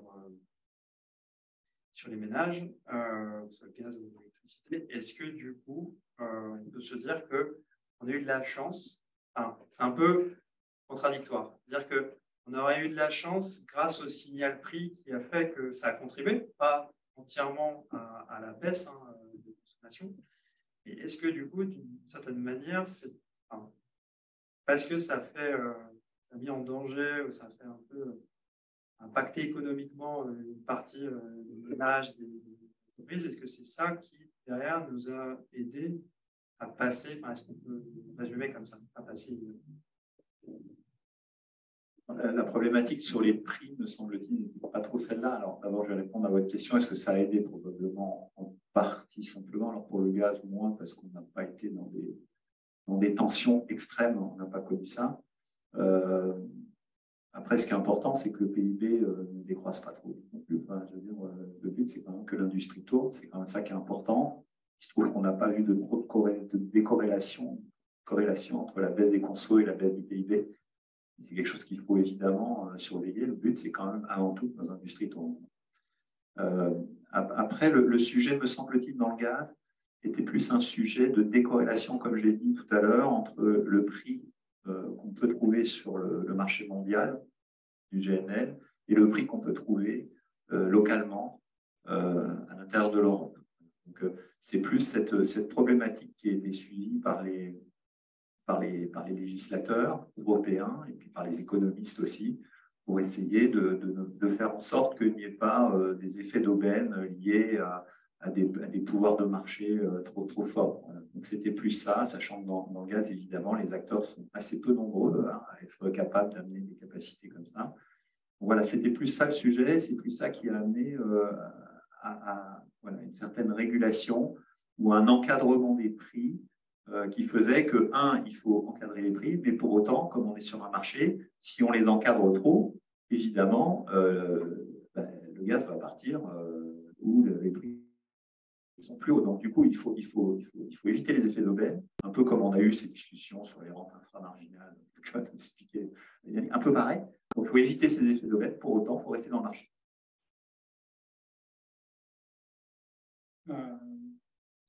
D'abord, le fonctionnement où il y a une élasticité au prix, c'est pas de la chance, c'est une réalité économique. Donc, effectivement, ça permet de gérer la rareté. Après, non, ce qui se passe sur l'électricité avec des prix qui sont très élevés toute l'année, etc., c'est pas normal, parce que ça ne reflète pas le coût moyen de production d'électricité. Donc, le débat à voir, c'est une différence entre un niveau moyen des prix, qui n'aurait jamais dû augmenter à ce niveau-là, et puis le fait de garder une structure des prix, c'est-à-dire des moments où ils sont plus chers que d'autres, qui, eux, vont inciter à éviter de tout consommer à la pointe. Je prends toujours l'exemple des véhicules électriques. Hein. Le fonctionnement naturel, c'est j'arrive au bureau à 9h, si je peux, je me branche. Je rentre chez moi à 18-19h, si je peux, je me branche. Voilà. Si on recharge tous les véhicules électriques de France demain comme ça, ben, on va surdimensionner le système électrique pour rien. Soit ça ne passera pas, soit on va investir, mais c'est un peu idiot. On peut très bien changer son véhicule le week-end, la nuit, l'après-midi quand il y a du soleil. Donc, tout ça veut dire qu'il faut des signaux de prix qui désincitent au moment. C'est particulier l'électricité, hein, parce que ce n'est pas stockable. Ça ne veut pas dire que le niveau de prix doit être actuel. Je pense que le niveau de prix actuel est juste délirant. Quand les communes ne chauffent plus les piscines, quand on ferme les théâtres, quand on arrête l'industrie, ce n'est pas le mode de fonctionnement normal. Donc, dans la baisse qu'on a là, on sait qu'il y a un bout qui n'est pas pérenne. Mais il y a une prise de conscience avec un bout qui est pérenne. Parce que c'est la moitié, est-ce que c'est le tiers, les deux tiers, je ne sais pas.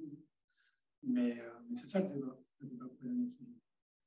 Donc, on a toujours dit en France qu'on était très fiers de notre nucléaire, et surtout que c'était un gage de compétitivité des entreprises et un gage de sécurité sur le pouvoir d'achat des ménages, puisque du coup, ça c'est quand même un élément sans inflation. Il n'y a pas lieu de renoncer à ça. Donc, le but du système, ce n'est pas d'avoir des prix délirants comme là. On a alerté dès l'été, hein, le niveau des prix qui était vu pour le premier trimestre de 2023, il était décorrélé des fondamentaux. On savait que ce serait en dessous. Bon, il y a des primes de risque, il y a des traders qui ont dû jouer, je ne sais pas. Donc, ce n'est pas raisonnable de jouer avec l'achat des ménages et la compétitivité des entreprises. Si à la fin, les boulangers doivent réguler leur pain, si les mairies doivent fermer les équipements culturels et sportifs, ce n'est pas ça qu'on peut souhaiter pour la France, je pense pas. Merci.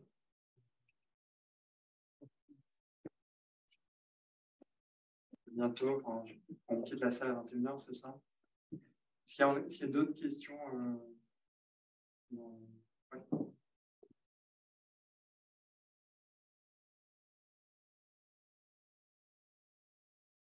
Bonjour et merci pour la présentation. Moi, je travaille chez EDF et je serais intéressé par cette question plutôt élec. Je serais intéressé par avoir plus de précision sur votre vision de nouvelles flexibilités. Quel est le futur des nouvelles flexibilités? Quel segment vous pensez, quel segment vous voyez comme un élément important? Du coup, j'en profite aussi pour, si on ne pas d'autres questions, pour ajouter une question, pour revenir sur EcoWatt et EcoGaz en termes de segments, du coup, parce que vous disiez justement qu'on ne peut pas couper facilement le gaz. Est-ce que du coup, les cibles du coup, sont différentes? Est-ce que côté EcoGaz, c'est beaucoup plus industriel que que EcoWatt. C'est une question. On a celle-là, du coup. C'est pas parce que EcoGaz, on ne coupe personne, donc c'est sur une base volontaire, donc c'est indépendant de la physique. Hein. Donc non, je pense qu'on touche tout le monde. Les chaudières, elles se règlent, de mettre des radiateurs thermostatiques, de mettre voilà, de baisser d'1 degré, c'est vrai dans le gaz, c'est vrai dans l'élec. Donc je pense qu'on a à peu près les mêmes choses. Et chez nous, on avait pareil, beaucoup de. Ce qu'on n'a pas aujourd'hui, c'est le recul pour répondre à votre question avec précision. On a eu 2 millions de téléchargements sur nos trucs. Voilà, il y a des fois, on ne traque pas qui c'est. On a eu beaucoup de signatures aussi, plus de 100 institutions, parfois des industriels, parfois des collectifs, des associations, des syndicats professionnels, des clients.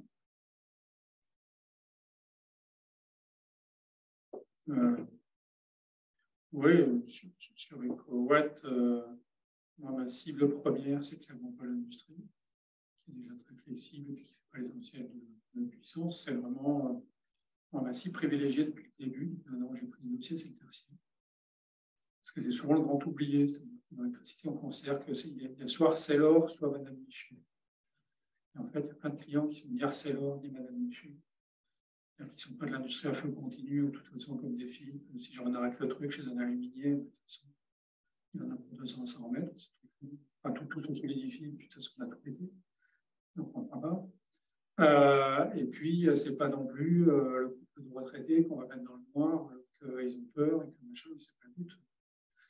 Et de la consommation, il y en a plein partout, ici, les bâtiments d'enseignement, communaux, les bureaux, les théâtres, machin, tout ça. Donc, moi, ma cible première, en vrai, hein, par rapport au déséquilibre, pas sur du blackout, on va chercher quelques gigawatts, hein, c'est-à-dire quelques pourcents de la consommation française. Donc, ce que je cherche à développer, c'est le fait que chacun apprenne à baisser de quelques pourcents sa consommation, plutôt que de mettre quelques pourcents du territoire français dans le monde. C'est ça le deal. En fait. Si chacun baisse sa consommation de 5% quand on le demande, quasiment pas de problème. Et ça évite de mettre 5%, 5 départements français dans le Nord. C'est aussi simple que ça. Après, en termes de communication, en termes d'apprendre les gestes, c'est un peu plus compliqué. Mais pour nous, du point de vue de l'équilibre, c'est ça. Si on doit baisser la consommation de 5%, si j'avais moins la main sur les potentiomètres, je baisserais tout le monde de 5%. Vous ne verriez pas grand-chose. Et puis, ça résoudrait le truc. Donc voilà. Donc, ce qu'il faut faire pour nous, c'est clairement une pédagogie très forte pour les situations de crise, mais j'insiste aussi pour les moments où l'électricité sera des fois chère et rare, et puis souvent abondante et pas chère. Il faut juste programmer. Donc c'est ce que dit Philippe. Moi, je travaille avec les syndicats professionnels, JMELEC pour tertiaire, l'INES pour la domotique, pour qu'on programme tout ça. On apprenne à programmer nos usages. Il y a UCEC, il y a des iPhones, il y a des GTB, il y a des décrets BAX sur installer des gestionnaires dans les bâtiments. On veut s'appuyer là-dessus pour que d'ici 3 à 5 ans, on change la façon de consommer et que justement la module davantage. Du coup, j'en viens à votre question sur les flexibilités rapidement. Le terme flexibilité il est très général. C'est mon titre maintenant. J'ai du mal à dire j'aime pas, mais on ne j'aime pas. Flexibilité, c'est comme production. Il y a la production en base, il y a la production en pointe, etc. Ce n'est pas la même chose. Le problème, c'est que les gens ont compris que la flexibilité, c'était très près du temps réel avec de l'IT. Je vais sauver le système à la dernière minute. Ça, moi, j'en ai pas besoin de savoir de ce qu'il faut. Ce qui m'intéresse, c'est la flexibilité structurelle. Ce que je disais, c'est déjà déplacer de la consommation ou mettre du stockage, mais déjà faisons avec la consommation dans les moments où l'électricité est disponible. Première transition énergétique, des années 70, nos anciens, ils ont vu qu'on allait installer un parc nucléaire et que ça ne modulait pas beaucoup dans la journée. Ils ont dû faire à peu près les mêmes études que nous, en disant, tiens, la nuit, quand même, comment on va faire? On a plein d'électricité disponible, elle n'est pas chère. Ils n'avaient pas le marché, ils n'ont pas dit on aura des prix négatifs, mais ça revient à ça. Ils n'avaient pas envie de couper le nucléaire. Et ils ont dit, bah, tiens, on va inventer un truc. Qu'est-ce qu'on peut faire? Tiens, on va faire de l'eau chaude. On a inventé un système d'air creuse, de ballons d'eau chaude, de télécommande sur 10 millions quand même, de ballons d'eau chaude télécommandés en France. Et ce n'est pas arrivé comme ça, ce n'est pas du natif. Alors des fois, le ballon d'eau chaude, ça chauffe au moment où vous vous douchez, au moment où vous faites la vaisselle, etc. C'est-à-dire 7h le matin, à midi, à 19h. C'est l'horreur. Grâce à ce qu'ils ont fait, on l'a la nuit, un peu l'après-midi. Il faut qu'on soit à la mesure de ce qu'ils ont fait eux, c'est-à-dire que nous, on analyse les périodes où c'est disponible, pas disponible, qu'on mette tout le véhicule électrique, mais même la charge des PC, j'en sais rien. Tout ce qui est sur batterie, c'est facile. Le chauffage, on passe à la pompe à chaleur, c'est modulable. Hein. On peut chauffer un peu plus en fin de nuit, quand c'est en heure creuse, moins chauffer de 8 à 10. Et puis reprendre après si on est là, ou sinon on restera en mode de base. On évite de réchauffer à 19h, on chauffe un peu avant à 16h. Il faut l'apprendre, c'est pas évident, c'est mieux à 16h qu'à 18h si on vous le dit pas, si vous n'avez pas un tarif qui vous dit. Aujourd'hui, les fournisseurs ne font pas cette offre. Donc moi, mon boulot, c'est de chercher comment pourquoi ils ne le font pas. Quand je regarde les prix de gros, hein, dans le site Economix, le RTE, il y a toutes les infos. Moi, je regarde tous les jours. Hier, on avait 2 pics, un à 9h du matin, un à 19h. Hier, on avait 2 pics, un à 9h du matin, un à 19h. Mais non, c'est un marché européen, de trucs. Mais globalement, ce signal-là les problèmes, ils sont en début de matinée et en début de soirée. C'est connu, c'est pas moi qui l'invente, j'ai pas ma boule de cristal, il suffit de réfléchir, de regarder. Donc tout le monde dans le milieu le voit. Pourquoi ils ne le font pas, j'en sais rien. Mais nous, on va pousser à ce qu'ils le fassent. S'il faut, pour la loi réglementaire, on va pousser à ce qu'ils le fassent parce que c'est d'intérêt public. C'est d'intérêt public d'utiliser au mieux l'électricité décarbonée. Donc si le marché ne le fait pas, on va les interroger sur pourquoi, ça c'est mon job. Et puis après, on verra avec la ministre ce qu'il faut faire, mais c'est des trucs comme ça. Moi, je refuse qu'on nous impose un appel d'offres de stockage pour stocker le solaire, le mettre dans des grosses batteries pour transférer dans une petite batterie le soir. Enfin, à un moment, il faut quand même rester un peu raisonnable. Voilà.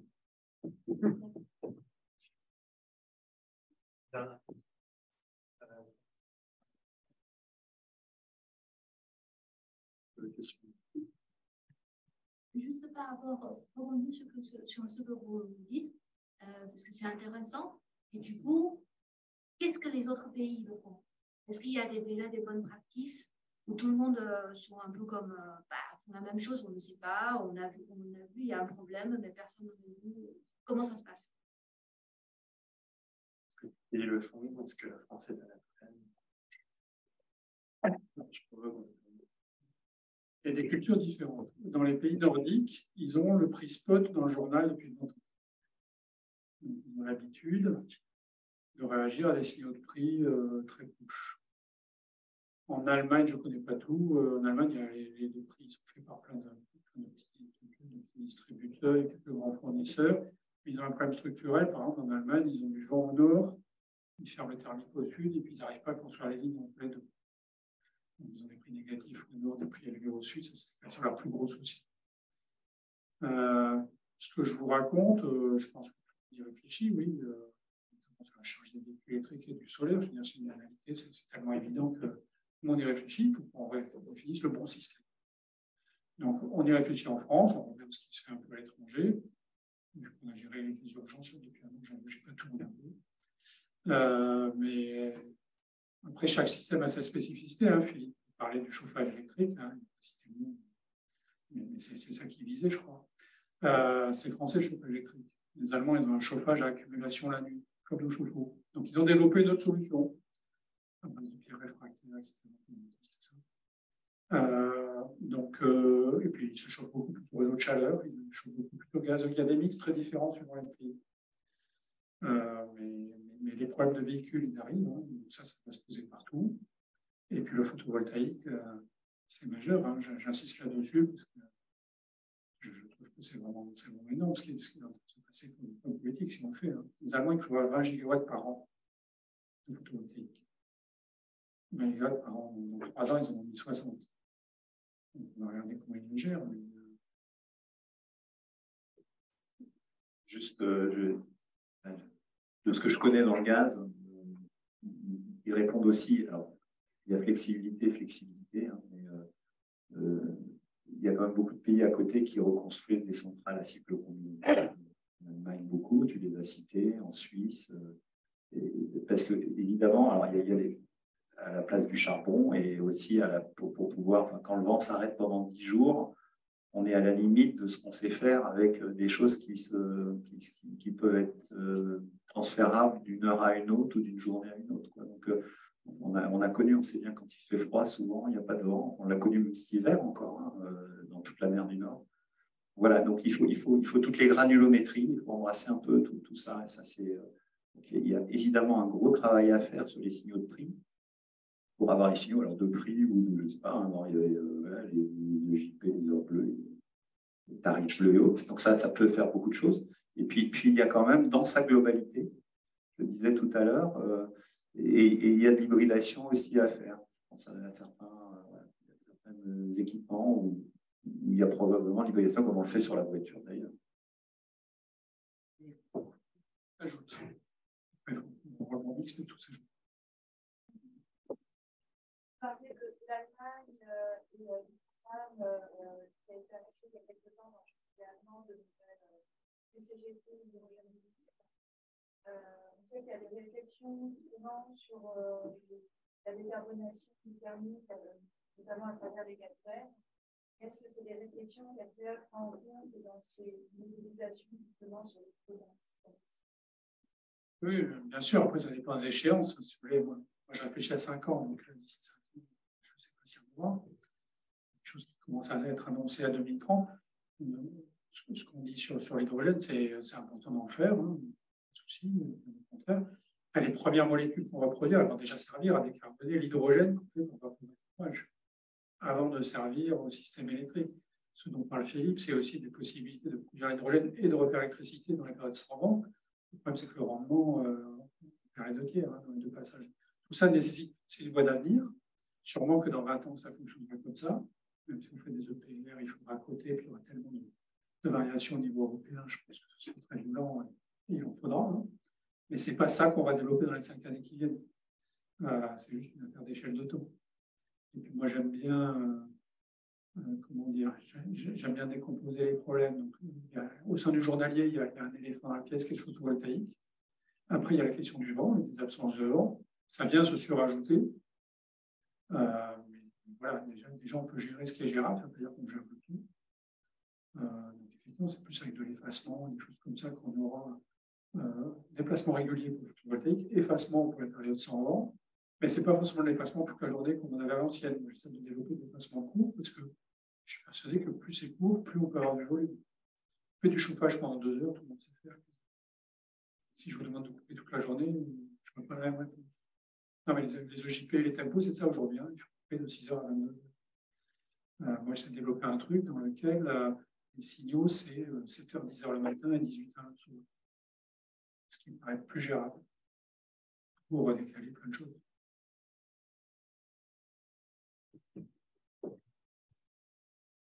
Merci beaucoup. Il est quasiment 21 h, donc merci pour tous ces éléments très très riches. Quelques mots de conclusion. Ce qu'on retient forcément, c'est la baisse de consommation côté gaz et électricité qui a été quand même très très impressionnante. Également la solidarité qu'il y a eu aussi entre les différents pays, notamment qui s'est concrétisée au moyen du marché. On retient également les efforts que les gestionnaires de réseaux de transport font, et notamment même aussi sur le long terme par rapport à l'infrastructure. C'est quelque chose de tous les jours, toutes les années.